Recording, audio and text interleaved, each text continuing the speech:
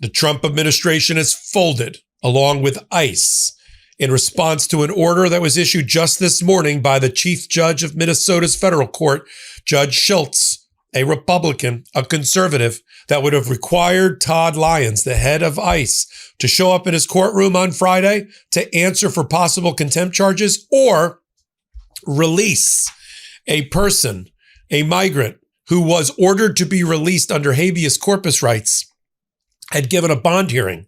And the judge gave the Trump administration one of two choices: release the petitioner immediately, or I'm going to see Mr. Lyons in my courtroom. Guess which one they chose. I'm Michael Popak. You're on the Midas Touch Network in Legal AF.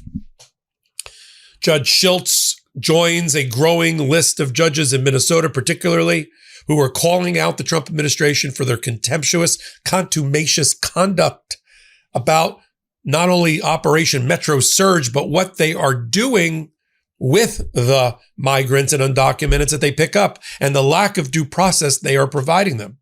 And I reported earlier today that Judge Schultz gave the Trump administration and the ICE a choice.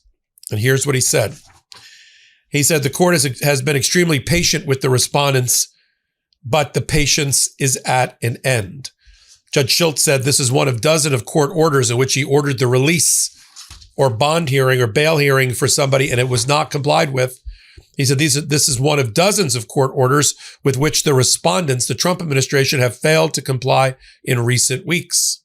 The practical consequences of their failure has been significant hardship to the aliens, many of whom have lawfully lived and worked in the U.S. for years and done absolutely nothing wrong.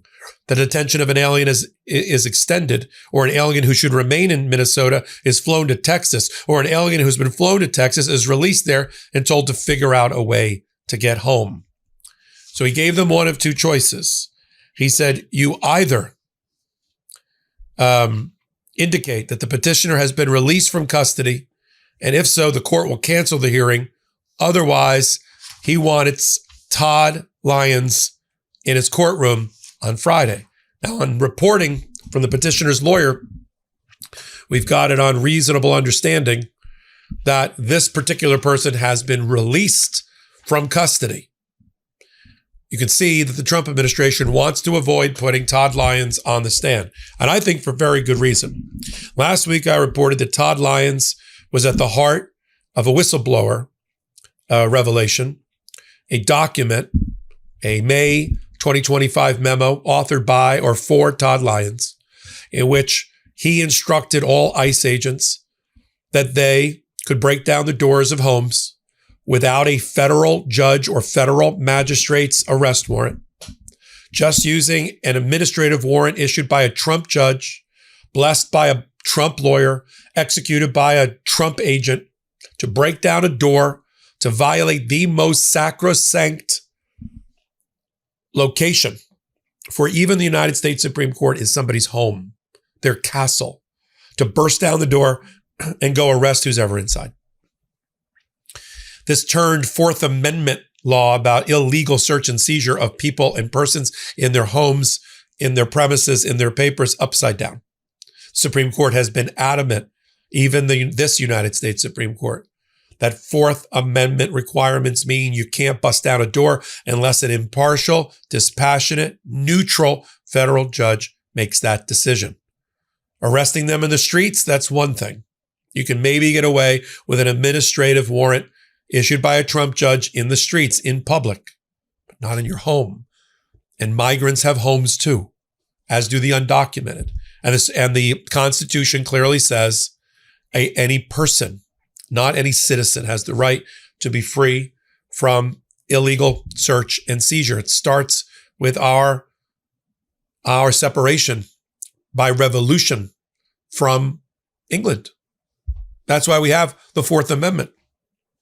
The Supreme Court has said it is the most important of our Bill of Rights. I would suggest that the First Amendment is as well, but either way, first or fourth, it's in the top two. And Todd Lyons either wrote it or had it written for him, a memo that two whistleblowers still working for ICE revealed through their counsel, right? to the Democrats in the House and the Senate just a week ago. And there is litigation that has begun related to that policy that we see playing out in plain sight on the streets of Minneapolis and in other places. That has to come to an end. So Todd Lyons, this would be an ideal time, don't you think, for a federal judge to get him on the hot seat, to start asking him questions about process and procedure at ICE. And you can tell this is the thing the Trump administration wants to avoid. They have underestimated the public outrage about what they've done in Minnesota, the mess that they have made, the civil rights and constitutional rights violated, the people murdered and maimed and injured. They have underestimated the public outcry and the way it's turned on the Trump administration once again. Despite the fact that Susie Wiles, the chief of staff, is trying to hold this all together, trying to open up back channels to Minnesota officials, to try to calm the waters, try to switch out personnel. Let's take out Greg Bavino, the fascist leader of the Border Patrol. Let's get him out of there. Let's get Tom Homan, the bribery-taking head of the border czar, in there.